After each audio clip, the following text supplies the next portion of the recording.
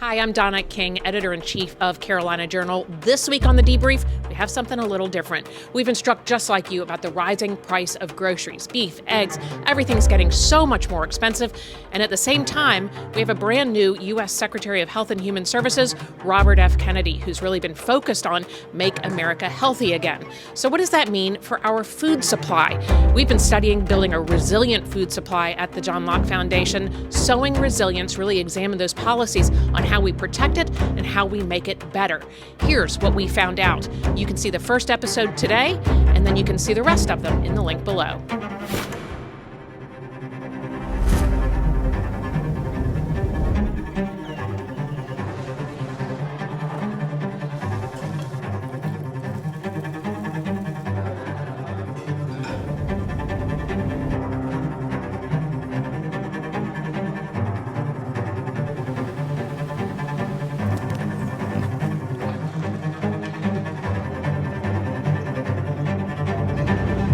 Carolina's agricultural roots run deep. For centuries, this land has been a vital part of America's farming landscape. From early Native American settlement, cultivated the land with ancient methods, to European settlers who brought new crops and farming techniques, agriculture has always been at the heart of North Carolina's economy and culture. Today, our state's agricultural sector is a testament to the resilience and innovation of farmers who've integrated advanced technologies like precision agriculture, drones, and data analytics, enhancing the efficiency and optimizing the use of their resources. Crop diversification and market expansion have become crucial strategies, allowing farmers to mitigate risks and explore new opportunities. But it's not just about the crops. Agriculture in North Carolina supports thousands of jobs, and it's a critical part of our state's economy. This sector contributes billions annually, underpinning the livelihoods of countless families. As we listen to the stories of dozens of North Carolinians, we'll see how those deep agricultural roots are both a strength and a challenge as we learn about the obstacles along the way, like the high input costs, regulatory burdens, energy and housing expenses. We'll explore how current economic pressures and changes in the agricultural landscape impact those who grow our food and those who struggle to access it.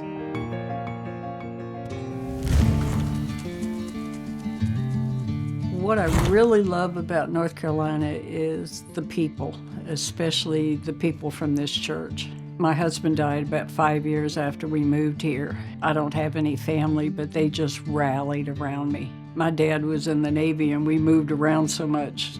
Traveling is not a big priority anymore in my life. I feel like North Carolina has like everything. There's mountains, there's beaches, there's like small towns and big cities and everything in between.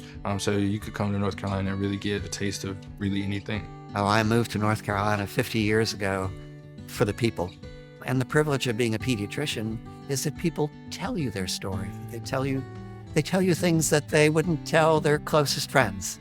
And it's a privileged position to be in, to actually hear what people think about, what they worry about, what they hope about, what they dream about. Oh, I love North Carolina. I love the temperature year-round. And I love that there's 2 seasons. So I love to see that it keeps growing. I think farmers are some of the most resilient people you could ever meet. It takes a certain amount of heart and hope to believe that you're going to be able to plow your land, plant your crop, that you're going to get adequate amounts of rain, you're not going to have drought, and you're going to be able to bring that crop to market and people are going to want to buy it.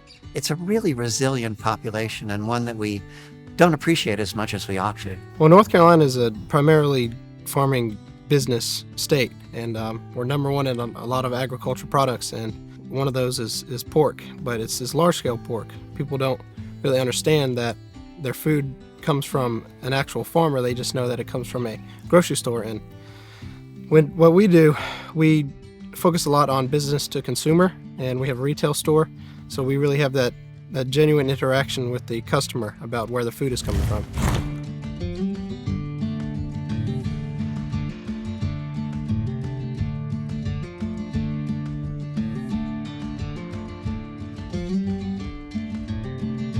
I'm Donna King, Carolina Journal's editor-in-chief. With years of experience in journalism and a deep connection to North Carolina, I'm honored to guide you through Sowing Resilience, a documentary that explores the strengths and vulnerabilities of North Carolina's food systems. As a lifelong resident of North Carolina and a dedicated journalist, I've witnessed firsthand the resilience and ingenuity of our farmers, the challenges faced by consumers, and the complexities of our food system. Together, we'll hear the stories of dozens of North Carolinians and understand the role of lawmakers and explore some solutions in the ongoing effort to keep our food systems resilient. The COVID-19 pandemic and the uncertainty created by broad and often arbitrary executive orders were a stress test for North Carolina's agricultural sector, revealing both its strengths and its vulnerabilities. Farmers faced immense pressures as supply chains were disrupted, labor became scarce, and markets changed overnight. Yet their resilience and ingenuity shone through as they adapted to these unprecedented challenges.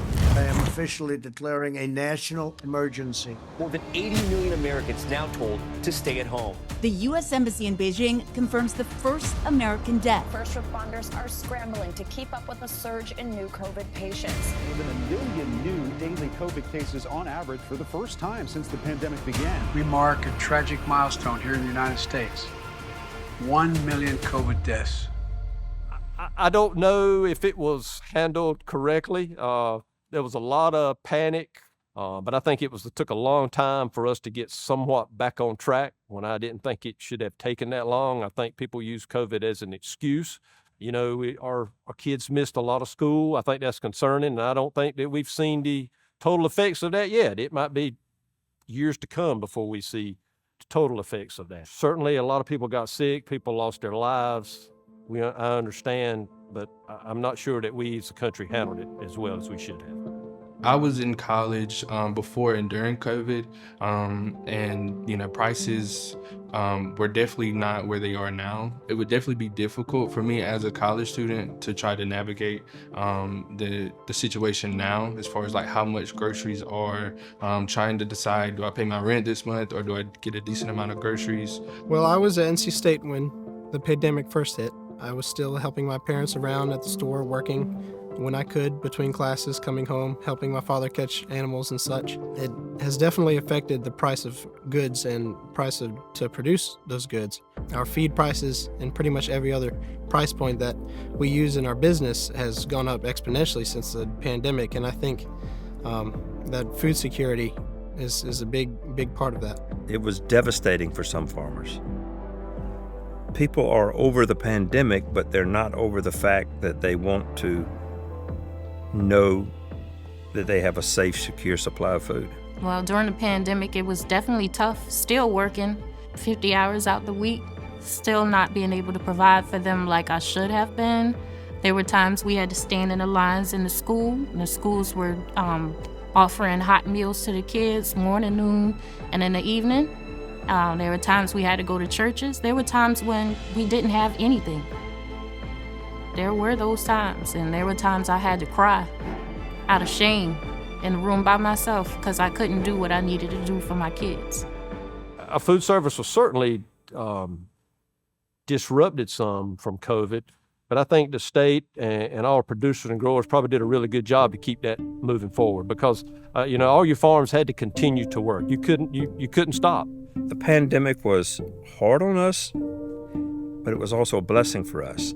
Our business took off, and we were selling more than we'd ever sold before because the grocery stores had empty shelves, and people were coming in that had never shopped with us before. I think consumer behavior shifted quickly, which I thought was really interesting.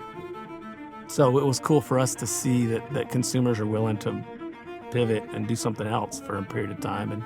But more than anything, I think we learned as a nation that our meat processing is too concentrated in a couple of really big operations, and that carries a lot of risk from a resiliency standpoint, which we're addressing now. I mean, I think from a government standpoint, investing in meat processing is probably a good idea. During the pandemic, for some reason, some of the processing plants had to stop processing. I think some of the supply chain issues caused the flow to stop. When they run off the rails, it was a terrible wreck. The pandemic showed us that some unforeseen catastrophe would ripple through the food system very, very quickly. During the pandemic, we've added a grocery giveaway once a week where people can literally drive through and be handed a box or boxes of food staples. And that's a very nice sort of low interaction opportunity for people who feel bashful or embarrassed about asking for help. And then we've also begun creating food boxes that we deliver to households that we've moved from homelessness back to housing. And it seemed to be the shelves were a little bit more empty, I think, during COVID than they are now. Definitely. I think supply chain issues, too, were probably impacted during the COVID time, yeah. The pandemic highlighted critical weaknesses in our food system, as well as the perils of unpredictable and frequently evolving regulations and the restraints on free enterprise. Supply chain disruptions left shelves empty and exposed the fragility of our food distribution networks. Labor shortages became bottlenecks in processing facilities, and the economic fallout increased food insecurity for so many North Carolinians. But out of these challenges came important lessons. We saw the need for a more resilient and adaptable food system, one that can withstand the shocks and continue to provide for everyone. The experiences during COVID-19 have pushed us to innovate and rethink how we produce, distribute, and consume food. It's clear that ensuring food security requires a comprehensive approach. We need to support our farmers with better policies, invest in technology, and create stronger connections between producers and consumers. These steps are crucial to building a more resilient food system. First, we need to strengthen our supply chains. By diversifying our sources and developing local supply chains, we can reduce our dependency on limited suppliers and enhance resilience against global disruptions. Second, labor force stability is crucial. Implementing policies utilizing technology to automate labor-intensive processes will ensure efficient production and what our farmers grow actually makes it to market. Third, addressing food security and access is essential. Food pantries and emergency assistance programs are vital to providing food assistance to vulnerable populations. They are valuable partners in developing initiatives to tackle food deserts and improving access to nutritious food in underserved areas. Fourth, regulations should make sense and help rather than hinder our farmers and consumers. Simplifying regulations and removing barriers during crises will reduce their burden. And finally, lowering the cost of housing and energy, given those are two major external factors squeezing family budgets and making it more difficult to afford food. By addressing these issues, we can build a robust food system that works for all North Carolinians. Stay with us in the next chapter as we dive deeper into the current agricultural landscape and its economic significance.